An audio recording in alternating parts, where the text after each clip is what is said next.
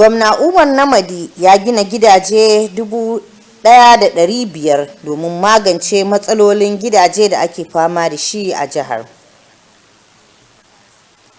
Mata 'yan kasuwa a nan jihar Jigawa sun ziyarci fadar mai martaba Sarkin Dutse domin samun goyon baya wajen ƙarfafa harkokin kasuwanci tsakanin matasa. Sannan za ku ji cewa ƙungiyar 'yan jaridu ta ƙasa reshen jihar Jigawa ta ƙaddamar da dashen bishiyoyi. Tare da sallama, barkanmu da saduwa ta kumban labarai. Yau Juma'a 9 ga watan Jumada Ula bayan hijiran fiyayyen halitta Annabi Muhammad sallallahu alaihi wasallam shekara 1447, wadda kuma ta zo daidai da 31 ga watan Goma 2025 miladiyar Annabi Isa alaihi salam. Sunana Larai Musa. Da fatan za a yi mana ahuwa domin rashin fara labaran a daidai lokacin da ya kamata. Wannan ya faru ne domin tangarɗar na'ura.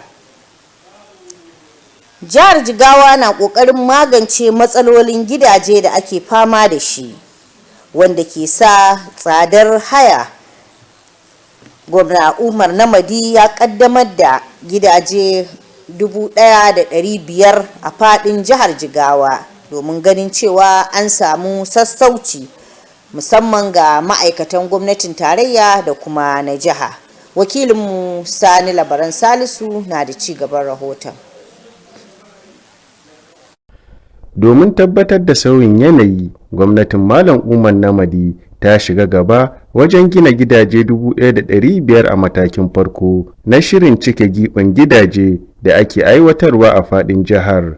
Daga cikin waɗannan an kammala gidaje 550 tare da raba waɗanda suka amfana, yayin da wasu 550 ke kan kashi 90 cikin 100 na kammalawa. Mataki na uku na gina waɗannan gidaje 1,500 kuma zai fara nan gaba ba da jimawa ba, domin cimma burinta a gina gidaje 5,000 kafin karewar zangon karon farko na wannan gwamnati. Gwamnatin jihar tana haɗa kai da 'yan kwangila masu zaman kansu domin hanzarta aikin gini da kammalawa.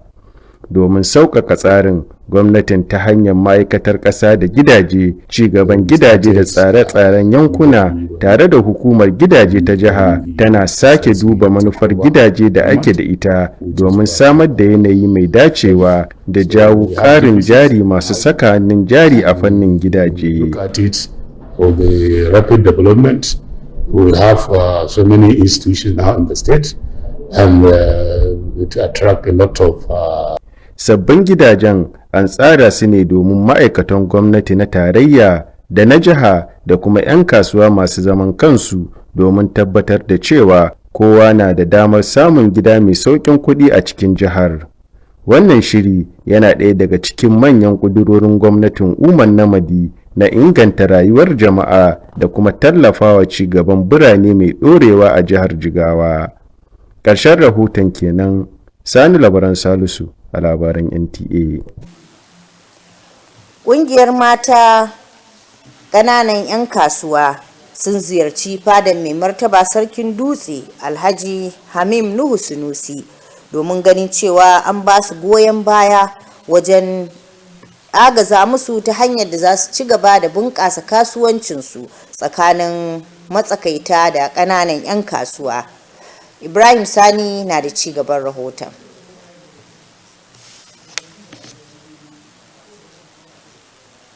Tawagar bisa jagorancin shugabar kungiyar Nuratu Haruna Bako ta bayyana cewa manufarsu ita ce karfafawa mata su zama masu dogaro da kansu ta hanyar samar musu da horo kan sana'o'i, shawarwari da kuma damar shiga harkokin kasuwanci da za su ƙara haɓaka ƙwarewa da bunƙasa tattalin arzikin jihar Jigawa. Ta kuma bayyana cewa ƙungiyar na da burin kafa cibiyar haɗin gwiwar mata masu ƙirƙira da hangen nesa waɗanda za su bayar da gagarumin gudunmawa ga tattalin arzikin jiha tare da tallafawa juna wajen cimma nasara a harkokin kasuwanci.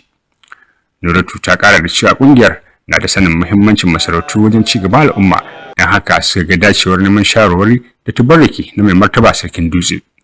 mata masu ƙananun sana'a a cikin gida su ne muka fita getting because muna so mu ga wata ran su ma sun kai ga matsayin da za a ce su ma sun mallaki shagunan su nan gaba.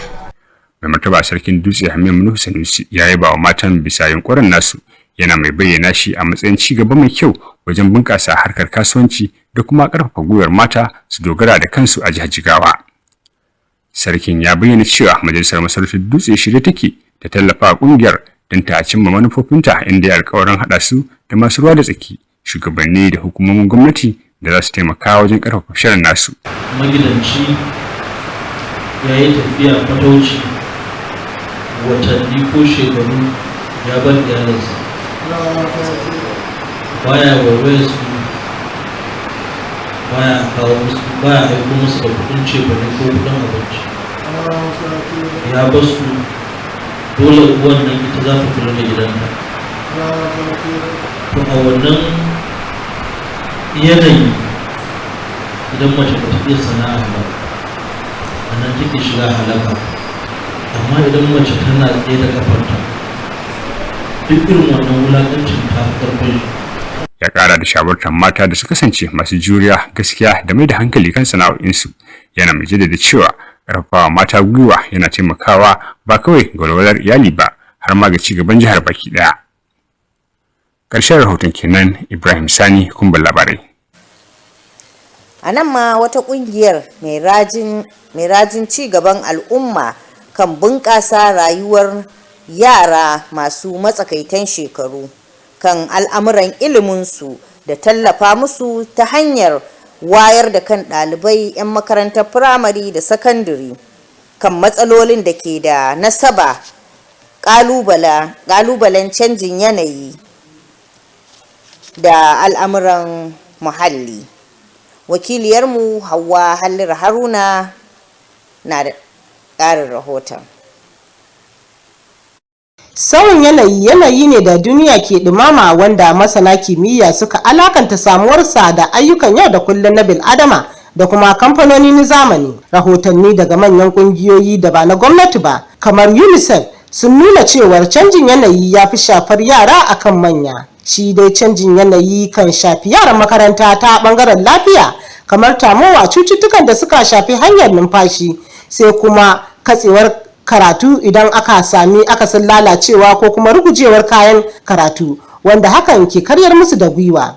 Dangane da hakan ne kungiyar Adolescent Education and Empowerment Initiative, wanda suka ziyarci makarantar firamare da sakandare ta Galadanci don faɗakar da ɗaliban kan sauyin yanayi, abin da ke haifar da shi, kalubalen da ake fuskanta dangane da afkuwarsa, sannan kuma gudunmuwar da al'umma za su iya bayarwa don dakile kalubalen da muhalli ke fuskanta.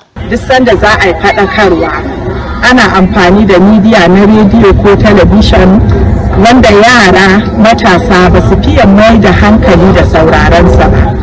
Sai nake ga abin da ya fi cancanta shine mu biyo su inda suke, inda yake ana iya tara su a basu ilimi. Wannan tunani shi ya sa ni na zo makarantar nan da nufin faɗakar da yara matasa akan abin da ya shafi gurɓatar yanayi ko muhalli. Duka dai maganar guda ɗaya ne, saboda shi environmental pollution in yayi yawa shi yake resulting to climate change. Shugaban makarantar sakandare ta Galadanci ya yaba wa kungiyar, inda ya kira ga sauran kungiyoyi da su kwaikwaya. Daga gudanar da abubuwan yara sun fahimci me da ake nufi da gurbatar kai, kuma sun gano hanyoyi da ya kamata su magance waɗannan gurbatar yanayi da ake fama da ita a cikin wannan unguwa tamu. Su ma ɗalibai ba a basu a baya ba, inda suka yi nuni da goyon baya tare da kira ga gwamnati da ta farfado da wannan dokar ta sare bishiyu. Gwamnati a hana sare bishiyu saboda suna kawo daga zuba shara a cikin gudanar ruwanmu domin samun tsaftataccen muhalli, tsare muhallinmu daga gurɓacewa saboda gudun canjin yanayi. Ƙarshen rahoton kenan. Hauwa Hallir Haruna, Kumbar Labarai. Ƙungiyar 'yan jaridu ta ƙasa reshen jihar Jigawa ta ƙaddamar da dashen bishiyoyi, ganin cewa ta ba da gudunmawarta wajen yaƙi da zaizayar ƙasa da kuma magance matsalolin da rashin bishiyoyin ke haifarwa. Shugaban ƙungiyar ya bayyana mahimmancinsu da yadda suka haɗa gwiwa da masu ruwa da tsaki wajen ganin cewa an ƙaddamar da shirin. Wakilinmu Awwal Muhammad na da ci gaban rahoton. Dashen bishiya na taka muhimmiyar rawa wajen rage ɗumamar yanayi ta hanyar shan iskar carbon dioxide daga sararin samaniya, wanda hakan ke rage tasirinta. Cibiyar bincike kan sauyin yanayi ta Afirka ta buƙaci haɗin gwiwa a fannin dasa itatuwa domin yaƙi da ɗumamar yanayi da kuma magance manyan ƙalubalen muhalli. Wannan yunƙuri na nufin haɗa duk masu ruwa da tsaki domin ƙarfafa dashen tsirrai da kuma farfaɗo da dazuka a faɗin nahiyar Afirka. Comrade Ismail Ibrahim Dutse, shugaban kungiyar 'yan jaridu ta Najeriya reshen jihar Jigawa, ya jaddada muhimmancin gaggauta dakile sare itatuwa. Haka kuma ya bayyana cewar 'yan jarida ke taka muhimmiyar rawa wajen faɗakar da al'umma kan sauyin yanayi da batutuwan da suka shafi muhalli. Bishiyoyi za a kula da su, kuma kasancewa ma an yi sa'a a yanayin damina ne yanzu. Ruwa yana samu, za su samu ruwa. Allah da kana tabbatar kafin damina ta wuce za su samu, za su kama, za su yi abin da ya kamata. In damina ma ta wuce, Allah da za mu kula da su, za su kai gaci, tunda akwai tsari da muna yin Allah da cikin ikon Allah nan da wani lokaci za mu samar da rijiya a wannan waje. Saboda haka za mu ja yanayin famfo wajen, ko kuma dai duk abin da ya kamata mu ba su ruwa za mu ba su ruwa kawai domin su inganta. Dasa bishiya ko addinin musulunci ko ya san sadakatul jariya ce, sadaka ce mai gudana, saboda mutane za su sha inuwa ko za su sha amfaninta. Da haka dasa bishiya yana da amfani a addini. Kuma na biyu, dasa bishiya yana kandagarkin hamada, don haka wannan ba karamar dabara ba ce da aka zo a nan ofishin 'yan jarida aka zo aka yi wannan dashe, aka kuma samar da bishiyoyi. Kuma muna fatan waɗanda aka ɗaura alhakin waɗannan bishiyoyi za su kula da su har zuwa girman su domin mutane su amfana.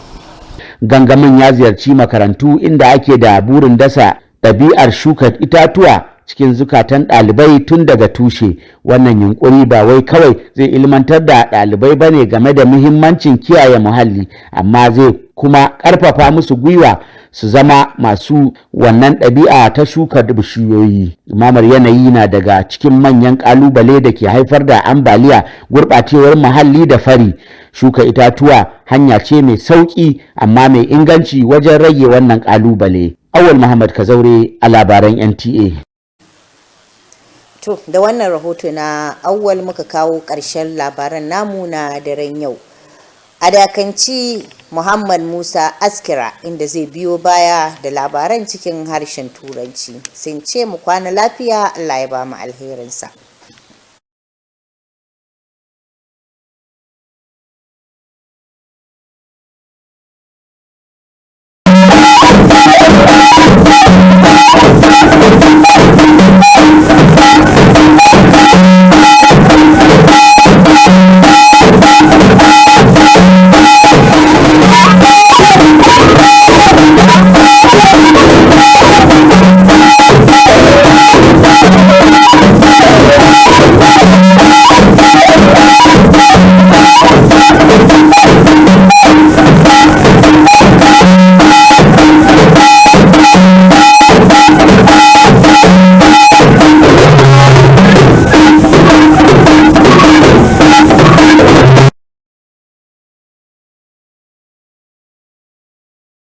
Namadi built 1,500 housing units across the state to tackle accommodation challenges.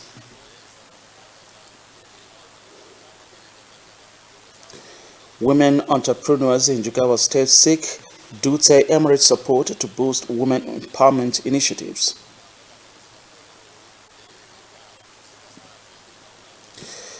The Nigerian Union of Journalists, Jigawa State Chapter, embarks on tree planting exercise in Dutse to provide shades and sustainable means of protecting desertification. Good evening, this is Nta Dutse News at 7 o'clock. I am Muhammad Musa Askira. Don't forget, you can follow us or watch Nta Dutse News live on Facebook and Instagram. And don't forget also to register on Nta Dutse News live on our YouTube channel for updates and, of course, exclusive stories. Now, the news in details. For nearly a decade, Jigawa witnessed no large-scale housing construction, a situation that led to skyrocketing rental costs fueled by the population growth and increased demand from federal establishments operating in the state. Woman Namadi administration is tackling this problem with the ongoing construction of 1,500 housing units across the state, with thousands more in the pipeline. The report. Determined to reverse the trends, Governor Umar Namadi administration has gone far in the construction of 1,500 housing units in the first phase of its massive housing renewal drive. Out of these, 550 units have already been completed and allocated to beneficiaries, while another 550 units are now 80% completed, with the third phase of the 1,500 housing units to commence soon. To achieve its targets of 5,000 housing units before the end of the administration's first tenure, the state government is engaging private developers to fast-track construction and delivery. To ease the process, the government, through its Ministry of Land, Housing, Urban Development and Regional Planning, as well as the State Housing Authority, is reviewing the existing housing policy to create a conducive environment for more investments in the housing sector. The quality of work is quite impressive, and we're happy with what is happening here. So, but definitely the way this work is going, I'm sure before the end of before the period we have taken to complete this job, to be completed before the period. We have deficits in housing, and we look at it for the rapid development. We have so many institutions now in the state, and it attracts a lot of workers. So we are working on affordability tests for the civil servants to make sure that they can afford those houses. The new estates are categorized to accommodate federal and state workers as well as private individuals to ensure inclusive access to affordable housing for citizens in the state. The initiative is part of Umar Namadi government's broader commitments to improving living standards and supporting sustainable urban development in Jigawa State. In Dutse, Muhammad Musa Askira, Nta News. The Jigawa State Women Entrepreneurs Network has solicited the support of Dutse Emirate for their mission to empower and uplift women entrepreneurs across the state. Ibrahim Sani reports that this was when the group paid their courtesy visit to the Emir of Dutse, Hamim Nuhu Sanusi, in his Garu Palace in Dutse. His report. The delegation, led by chairperson of the association Nuratu Haruna Bako, said their goal is to promote financial independence among women by providing skills training, mentorship, and access to business opportunities that will enhance productivity and economic growth in Jigawa State. She noted that the association aims to create a network of innovative women leaders who can contribute meaningfully to the state's economy while also supporting one another in achieving business excellence. Nuratu added that the group recognizes the importance of traditional institutions in community development and therefore deem it necessary to seek the Royal Father's guidance and blessings. Jigawa Women Entrepreneurs Network is an organization, is a community aimed at empowering women entrepreneurs in Jigawa State. Mostly they are small entrepreneurs, that's those doing their business at home. Emir Dutse Hamim Nuhu Sanusi commended the young women for their initiative and described their effort as a welcome development in providing entrepreneurship and self-reliance among women in the state. The Emir expressed the readiness of Dutse Emirate Council to support the association in realizing its objectives, pledging to link them with relevant stakeholders, traditional leaders, and government agencies that could strengthen their programs. He further encouraged women to remain focused, resilient, and transparent in their activities, noting that empowering women contributes not only to household welfare but also to the overall development of the state. In Dutse, Ibrahim Sani, Nta News. A civil society organization in Dutse, Adolescent Education and Empowerment Initiative, has sensitized students of Galadanchi primary and secondary schools on climate change and issues related to environmental challenges. Hawa Haluru Haruna completes the report.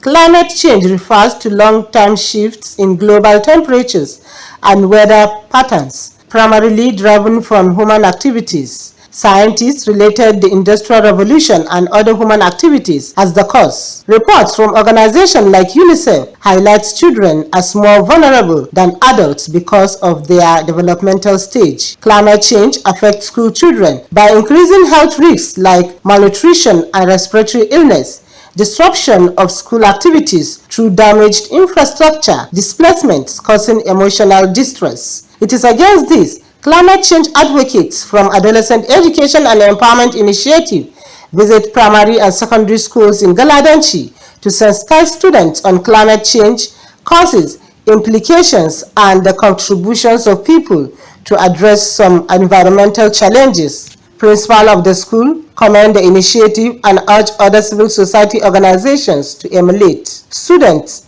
raise banners supporting the campaign. Hawa Hallara Haruna, Nta News. In a bold move to combat deforestation, the Nigeria Union of Journalists, NUJ Jigawa State Chapter, has reaffirmed its commitments to environmental protection by partnering with key stakeholders to promote tree planting across the state. The chairman of the NUJ in the state, Comrade Ismail Ibrahim Dutse, made this known during a tree planting exercise held at the Union Secretariat in Dutse. Awal Muhammad Kazuri reports.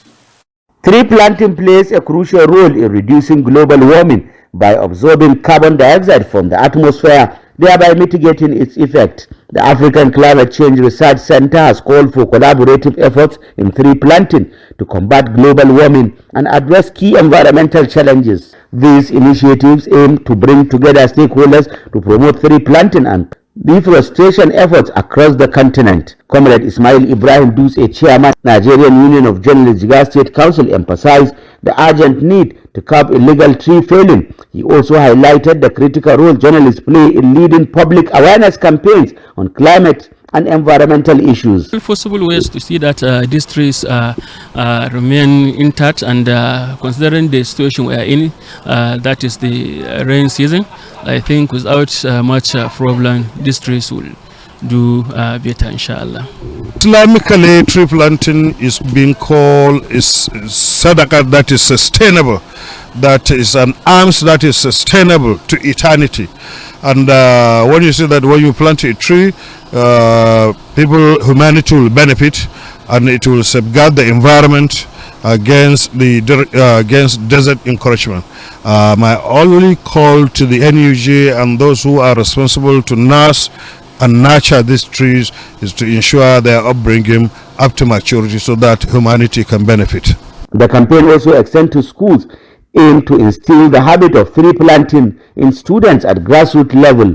The initiative will not only educate students about the importance of environmental conservation, but also encourage them to be active participants in tree planting efforts. The global warming is a major challenge that leads to floods, environmental pollution, and drought. Tree planting is a simple yet effective way to mitigate the challenge. In Dutse, Awal Muhammad Kazauri, Nta News. And the Awal Muhammad Kazauri's report takes us to the end of tonight's edition of the news. Thank you very much for watching. From me and other crew members of the Nta Dutse News, I say very good night to you all. Thank you.